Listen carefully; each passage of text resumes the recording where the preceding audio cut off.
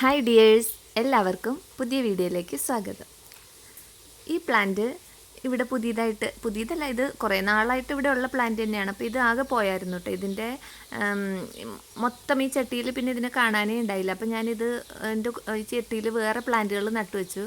ആ പ്ലാന്റുകൾ വലുതായി വന്നപ്പോൾ ഈ പ്ലാന്റ് ഇപ്പോൾ അതിൻ്റെ കിഴങ്ങ് മണ്ണിനടി കിടന്നിട്ട് തനിയെ മുളച്ച് വന്നിട്ട് പൂണ്ടായതാട്ടോ. അപ്പോൾ കാണാൻ നല്ല ഭംഗിയുണ്ട്. ശരിക്കും ഈ കച്ചോലം പോലെയുള്ള ഇലകളാണ് അതിന്. കച്ചോലം എന്ന് പറയുന്ന ഒരു ഔഷധ സസ്യം ഉണ്ടല്ലോ, അതേപോലെ തന്നെയാട്ടോ അതിന്. പക്ഷേ കച്ചോലത്തിൻ്റെ ഇലകൾ ചെറിയ ഇലകളാണ്, പച്ച കളറാണ്.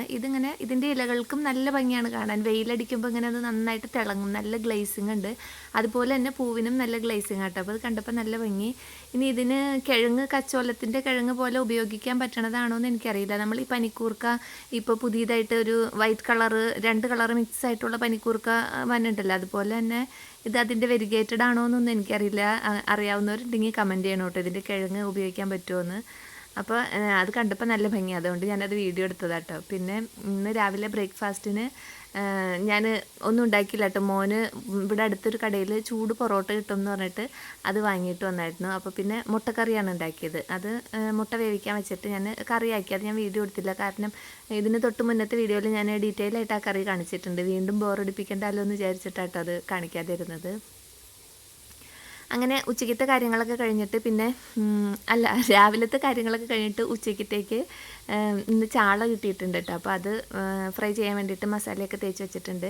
പിന്നെ നമ്മുടെ കോവലത്തേലാണെങ്കിൽ വീണ്ടും കോവയ്ക്ക ഇടയ്ക്കിടയ്ക്ക് ഇങ്ങനെ കിട്ടും കേട്ടോ. അപ്പോൾ അത് തോരനാക്കാൻ വേണ്ടിയിട്ട് അതും അരിഞ്ഞ് തേങ്ങയൊക്കെ ഇട്ട് തോരനാക്കി എടുക്കുകയാണ്.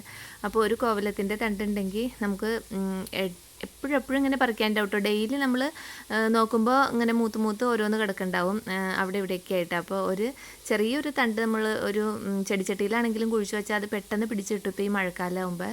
അപ്പോൾ ഇത് പിടിപ്പിക്കാൻ പറ്റണവർ എന്തായാലും പിടിപ്പിക്കണം കേട്ടോ. ഒരു കോവലത്തിൻ്റെ തണ്ട് വീട്ടിലുണ്ടെങ്കിൽ നമുക്ക് അതിൻ്റെ ഇലയെടുത്ത് തോരനും വയ്ക്കാം. ഈ കായെടുത്ത് നമുക്ക് എപ്പോഴും ഇങ്ങനെ കുറേശ്ശെ കായകൾ കിട്ടിക്കൊണ്ടിരിക്കും. നമുക്കൊരു കറിയിലിടാനോ അല്ലെങ്കിൽ ഒരു ചാറുകറി വയ്ക്കാനോ തോരൻ വയ്ക്കാനോ മെഴുക്കുവരട്ടിക്കോ അവിയലിലിടാനോ ഒക്കെ പറ്റും. അപ്പോൾ പറ്റണവരൊക്കെ നട്ടുപിടിപ്പിക്കണം കേട്ടോ. പിന്നെ ഞാൻ ആവശ്യത്തിനുള്ള മീനെടുത്തിട്ട് ഫ്രൈ ചെയ്തിട്ട് ബാക്കി ഇതേ ഒരു ബോക്സിലാക്കി ഫ്രിഡ്ജിൽ വയ്ക്കുകയാണ്. അപ്പോൾ ഇത് മോൻ്റെ പഴയൊരു ടിഫിൻ ബോക്സ് ആയിരുന്നു കേട്ടോ. അപ്പോൾ അത് ഇപ്പോൾ അവൻ ലഞ്ചിന് ഇപ്പോൾ ആ ബോക്സല്ല വേറെ കൊണ്ടുപോകണത്. അപ്പോൾ അതുകൊണ്ട് ഞാനിപ്പോൾ അതെൻ്റെ ഫിഷ് ബോക്സാക്കി മാറ്റിയിട്ടുണ്ട്. അങ്ങനെ ഉച്ചയ്ക്കത്തെ കാര്യങ്ങളൊക്കെ കഴിഞ്ഞു കേട്ടോ. ഇതിപ്പോൾ വൈകുന്നേരമാണ്. അപ്പോൾ ഞാൻ വൈകുന്നേരം ഒരു കുറുക്ക് ഉണ്ടാക്കാമെന്ന് വിചാരിച്ചിട്ടാണ്. അപ്പോൾ ഈ പൊടി ഞാൻ ഇതിന് മുമ്പ് കുറേ നാൾ മുമ്പത്തെ വീഡിയോയിൽ ഞാൻ കാണിച്ചായിരുന്നു. ഒരു ഹെൽത്ത് മിക്സാണിത്. ഇതിനകത്ത് ഞാൻ കപ്പലണ്ടി, അണ്ടിപ്പരിപ്പ്, ബദാം, ചെറുപയർ, ഉഴുന്ന്, പിന്നെ അരി വറുത്തത്, ഗോതമ്പ്, അങ്ങനെ കുറേ ധാന്യങ്ങൾ ചേർത്ത് കപ്പലണ്ടി നന്നായിട്ട് ചേർത്തിട്ടുണ്ട്. പൊടിച്ചെടുത്തേക്കണതാണ്. അപ്പോൾ അതുകൊണ്ട് തന്നെ ഇതിന് ചെറിയ മധുരം ഉണ്ട് കേട്ടോ. അപ്പോൾ ഇത് നമ്മളിങ്ങനെ ധാന്യങ്ങളെല്ലാം വറുത്ത് പിന്നെ കറുത്ത എള്ള്, വെളുത്ത എള്ള്, അങ്ങനെ നല്ല ഗുണമുള്ള ധാന്യങ്ങളെല്ലാം ഞാൻ വറുത്ത് പൊടിച്ച് ഇങ്ങനെ വെച്ചേക്കണതാണ്. അപ്പോൾ ഇത് കുട്ടികൾ ഇങ്ങനെ ഇടയ്ക്ക് ഒരേ സ്പൂണിൽ വെറുതെ ഈ പൊടി ഇങ്ങനെ കോരി കഴിക്കാൻ നല്ലതാണ് ചായയുടെ കൂടെ. അങ്ങനെയാണ് കഴിച്ചുകൊണ്ടിരുന്നത്. അപ്പോൾ ഞാനിപ്പോൾ ആ പൊടി കുറച്ചെടുത്തിട്ട് ഒരു ചെറിയ കുറുക്ക് പോലെ ഉണ്ടാക്കാമെന്ന് വിചാരിച്ചിട്ടാണ്. അപ്പോൾ നല്ല മഴക്കാലമല്ലേ, അപ്പോൾ വൈകുന്നേരമൊക്കെ ആകുമ്പോൾ വിശപ്പ് കൂടുതലായിരിക്കും. അപ്പോൾ ഈ ഇങ്ങനെ ചൂടോടെ ചായക്ക് പകരം ഇതിങ്ങനെ വലിച്ചു കുടിക്കാനായിട്ട് അങ്ങനെ കുറുകിയ രീതിയിലല്ല, അങ്ങനെ വലിച്ചു കുടിക്കാൻ പറ്റിയ രീതിയിലാണ് ഉണ്ടാക്കുന്നത്. അപ്പോൾ അത് ഇപ്പോൾ നിങ്ങൾക്ക് ഏത് പൊടി വെച്ചിട്ടും ഇപ്പോൾ ധാന്യ മിക്സൊക്കെ നമുക്ക് വാങ്ങാൻ കിട്ടും.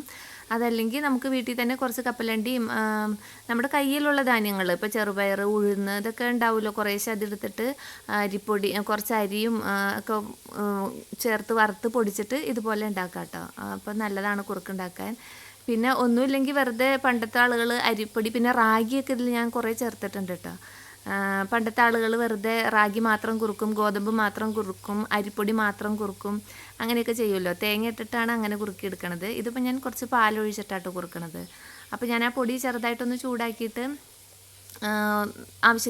പൊടി ചൂടായി കഴിഞ്ഞപ്പോൾ ആവശ്യത്തിന് വെള്ളം ഒഴിച്ചിട്ട് അതിലേക്ക് ശർക്കരയാണ് ചെയ്തിട്ട് കൊടുത്തത്. ഇത് കരടില്ലാത്ത ശർക്കര ആയതുകൊണ്ടാണ് നേരെ ചേർത്തത്. അതല്ല കരടുള്ളതാണെങ്കിൽ അത് ഉരുക്കിയിട്ട് അരിച്ചൊഴിച്ചു കൊടുക്കണം. എന്നിട്ട് ഞാൻ അത് ആവശ്യത്തിന് ഒരു നുള്ളു ഉപ്പും കൂടി ഇട്ട് കൊടുത്തായിരുന്നു.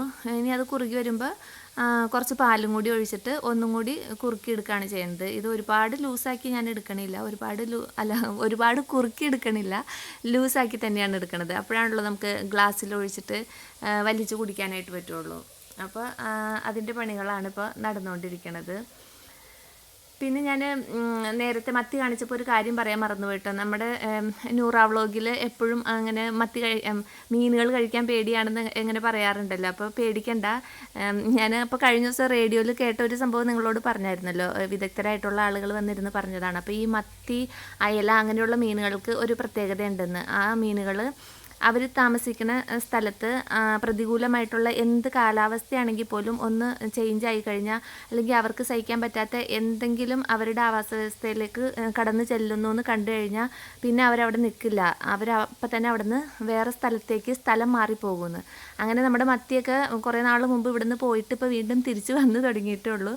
അപ്പോൾ കടലിൽ അങ്ങനെ എന്തെങ്കിലുമൊക്കെ പ്രശ്നങ്ങൾ അവർക്ക് ഫീൽ ചെയ്യാണ്, അവർക്ക് ബുദ്ധിമുട്ടാണെന്ന് തോന്നിക്കഴിഞ്ഞാൽ അവരവിടെ നിന്ന് അപ്പം തന്നെ സ്ഥലം മാറി പോകുന്നതാണ് പറയുന്നത്. അപ്പോൾ ഇപ്പോൾ നമ്മുടെ മത്തികളൊന്നും സ്ഥലം മാറി പോയിട്ടില്ലല്ലോ. അപ്പോൾ അതിനെ കഴിക്കണതിന് കുഴപ്പമില്ല. അവരുടെ ബോഡിയിൽ എന്ത് ആവശ്യമില്ലാത്ത ഘടകങ്ങൾ ചെന്നാലും അവരപ്പം തന്നെ അതിനെ പുറന്തള്ളി കളയുമെന്നാണ് അവർ പറഞ്ഞേട്ടോ. അപ്പോൾ ഇനി ധൈര്യമായിട്ട് മീനൊക്കെ വാങ്ങി കഴിക്കാം. അപ്പോൾ അത് അറിഞ്ഞ വിവരം ഞാൻ നിങ്ങളോടൊന്ന് ഷെയർ ചെയ്താട്ടോ. ഇത് ഞാൻ സ്വന്തമായിട്ട് പറഞ്ഞല്ല, അറിവുള്ളവർ പറഞ്ഞ കാര്യങ്ങളാണ്. അങ്ങനെ ആ കുറുക്കൊക്കെ റെഡിയാക്കി ഞാൻ ഗ്ലാസ്സിലേക്ക് ഒഴിച്ചിട്ടുണ്ട്. അപ്പോൾ ഇന്ന് വൈകുന്നേരം ഇതൊക്കെയായിരുന്നു ഞങ്ങളുടെ വിശേഷങ്ങൾ. പിന്നെ മഴയൊക്കെ ആസ്വദിച്ച് ഞങ്ങൾ കുറുക്കൊക്കെ കുടിച്ചിട്ടുണ്ട്. അപ്പോൾ വീണ്ടും അടുത്ത വീഡിയോയിൽ അടുത്ത വിശേഷങ്ങളുമായിട്ട് വരാം.